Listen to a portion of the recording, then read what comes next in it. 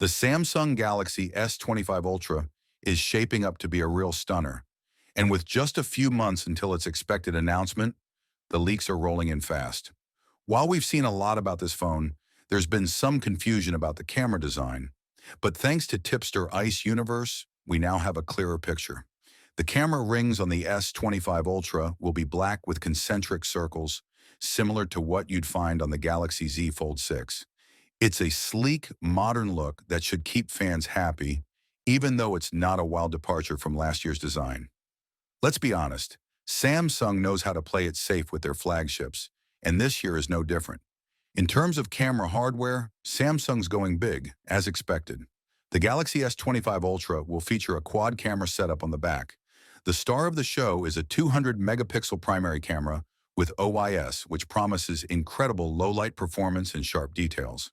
There's also a 50-megapixel ultra-wide camera with autofocus for those sweeping landscape shots, and a 10-megapixel telephoto camera with 3 times optical zoom for getting closer to the action.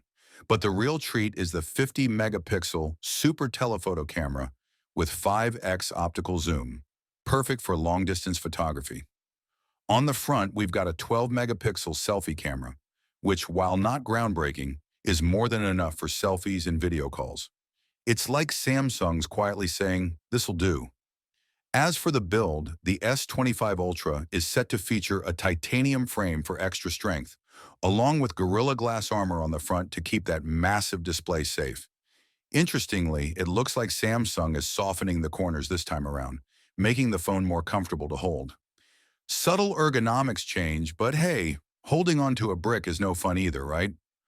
Under the hood, it's powered by Qualcomm's upcoming Snapdragon 8 Elite chip, which hasn't been officially unveiled yet, but is rumored to be a beast.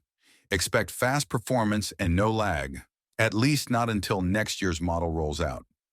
Moving on to charging, we're looking at a 45-watt fast charging setup. It's quick, but it feels like Samsung is almost doing the bare minimum here. Everyone's still waiting for that ultra-fast charging that rivals have been flaunting.